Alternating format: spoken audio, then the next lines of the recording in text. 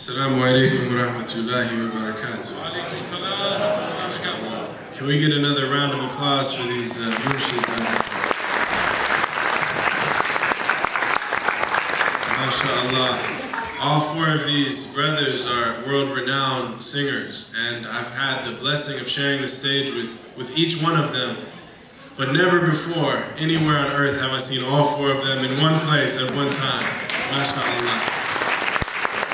May Allah reward the organizers and reward the intentions of everyone who brought us together to remember the beloved sallallahu alayhi wa sahbihi wa sallam. This is a great gift that they gave us. There's a saying in Arabic, al-munshid nisf al-murshid. That those that sing these sacred songs, they are half of a spiritual guide. Because these great poems are written by the great spiritual guides of our tradition. And these aren't just for entertainment. These aren't just entertainers. But these are people who are connected to the people of remembrance and were given permission by them to sing these songs such that the hearts would be transformed. And we should never leave these type of gatherings the same people that we were when we came to them. If we leave the same people we were when we came, then something is wrong on our part. Because there is something being poured in our hearts. And so if our cup is leaving empty, that means there's holes in that cup. Alhamdulillah. Be full, inshallah. I'm going to recite a poem about the Prophet sallallahu alaihi wasallam. Would you, Uthman, begin with the chorus? Beloved of Allah, Muhammad, Muhammad, Muhammad, beloved of Allah, Muhammad. Can you imagine one who was the gentlest of men, while being the most brave and just of all who've been? One who conquered all desires of self that make men weak, who granted all who asked him precisely what they seek, whom only jewels poured out his mouth whenever he would speak, who was the gem amongst the stones of men who shined unique, a selflessness and generosity that some would say was merely myth, until they'd seen the lovers of his way, who used to mend his sandals and used to patch his clothes, who used to serve his family whenever he was home, who had a noble shyness, not gazing long upon a face, who honored all he ever met, be they king or be they slave, who always found himself at home the most amongst the poor, who never angered for himself, but only for his Lord. Always just, always truthful, conscious of the one, even if it brought discomfort to himself and those he loved.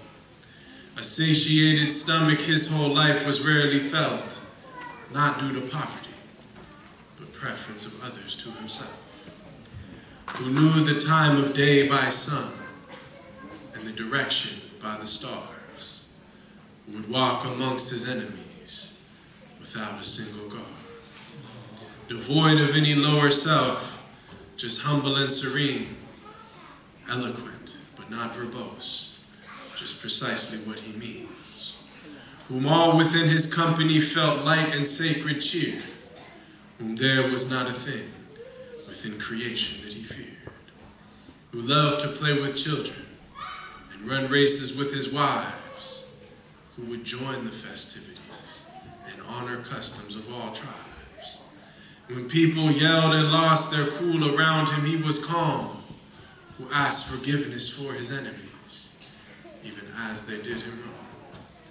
Who kept a goat he'd milk himself for people in his house, whose wives, when asked about him, said he was the perfect spouse. Who never looked down on a pauper or flattered once a prince, but called every soul unto the one, without even a flinch. Every single gorgeous trait of character he had, of noble lineage, yet he was the orphan of his clan. One imbued with wisdom and piercing inner sight, yet he was the unlettered one, who would neither read nor write.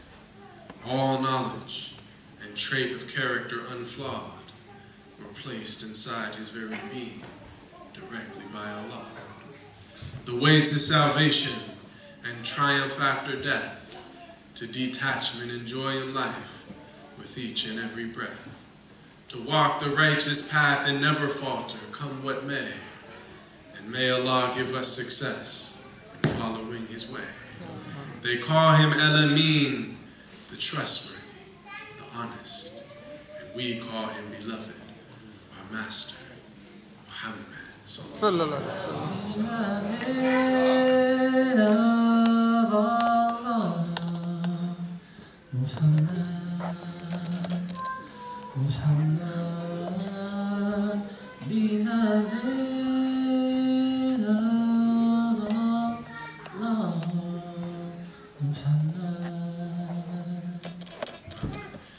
I'm going to do one in closing that's a prayer. This is especially for the young people. You've been very patient, mashallah. So after every line of this dua, your role is to say Ameen. And as our brother Nader Khan has said, feel free to really say it and put your heart into it like you Ameen it, inshallah. May your day be filled with love and light. Ameen. May your wrongs be right. Ameen. May your songs be tight. Ameen. May your words give sight. Ameen. May your nur shine bright. Ameen. May you always be on the righteous side of the fight. Ameen. May your lovers be loyal. May your soil be fertile. Ameen. May your khakis stay creased. May your locks stay oiled. Ameen. May your plans never get foiled. Ameen. May your plot thicken.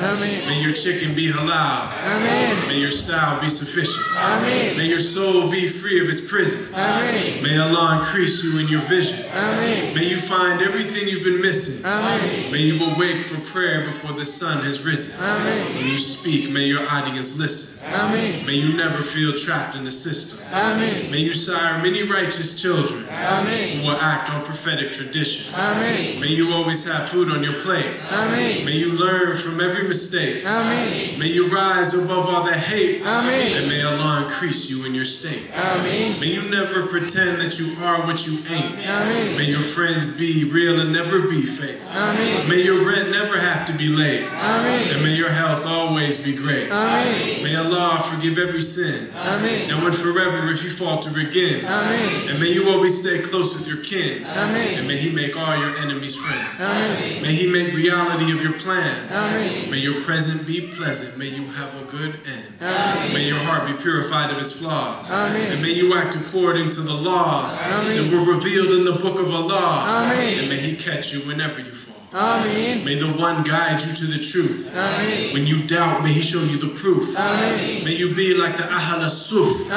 with the wisdom of the elders, the energy of the youth. Ameen. May He accept your prayers and your fasts, the very first all the way to the last, and remove obstacles that you have. Ameen. And may you receive everything that you ask. Ameen. May you never have regret for your past. Ameen. And receive mercy, not the wrath. Ameen. And as you travel down your personal path, Ameen. May you always have a reason to laugh. Ameen. Ameen. Ameen. Ameen. Ameen. Ameen. Ameen. Give yourself a round of applause. MashaAllah.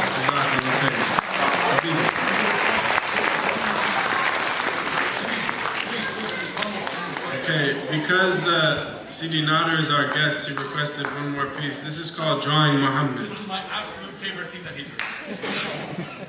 And this came about a few years ago when they had a Draw Muhammad contest of cartoons, and I saw the protests on TV and then the counter protests and then the counter protests, and I was thinking to myself, I've been trying to draw Muhammad into my heart for all these years, and the only one protesting is my own ego. We don't have necessarily physical representations of the Prophet, but we have portraits of the Prophet passed down to us from the Sahaba, and they are encapsulated in these blessed poems. Can you draw the Prophet?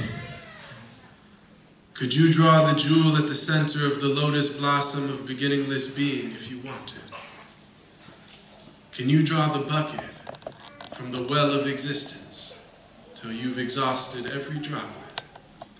Draw the breath into your lungs and let your tongue draw Muhammad. Can you draw the light as it enters your optics? Can you draw the thought as it enters your conscience? Can you draw the light that drew the pen and the tablet, just so it could draw his praises upon it? Draw the breath into your lungs and exhale Muhammad. Can you draw the sun in its glory? Can you draw the colors in autumn? Draw the bucket from the well of existence till you've exhausted every droplet. Then draw your lips to the cup of praise and sip what is offered. But you will still have not approached the topic of the form, let alone the meaning of Muhammad. Can you draw what he heard in the cave? Can you draw the two bows' distance, what was witnessed by the praised prophet's slave? May you be drawn to his banner when you raise from your grave. Can you draw a heart that could bear the weight of his names? Can you draw a mother's love for her child? Can you draw the calm in the midst of the wild? Can you draw forgiveness for your rabid oppressors and those who tried to murder you for sharing your message? Those who mocked you violently in your absence and presence, draw the way he used their hatred to transmit a lesson. Draw peace in his heart, smiling at those seeking a fight, knowing even those who attack him are made of his light. You could draw the full moon in all of its glory, but to behold his countenance is a whole different story. You may not be able to draw this, but the best place to start is to draw his remembrance into your heart. Is the moon offended by the bark of dogs in the dark? Or does its light embrace all creatures, just like an ark?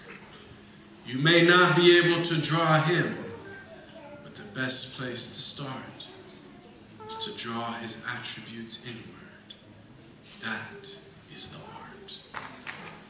If all the nows in eternity and infinity conspire to draw the prophet, they would prostrate to the throne of divinity in awe and incapacity before their pens hit paper.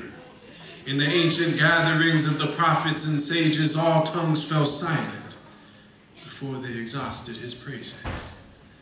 And for those veiled from his light by their hatred, we must weep in the depths of the night in prostration, that they no longer be veiled, deprived of the gift so sacred, gazing upon his face, best of creation. So yes, brothers and sisters, let's all draw the prophet. Draw the breath into your lungs, and on the canvas of your soul, let love draw Muhammad.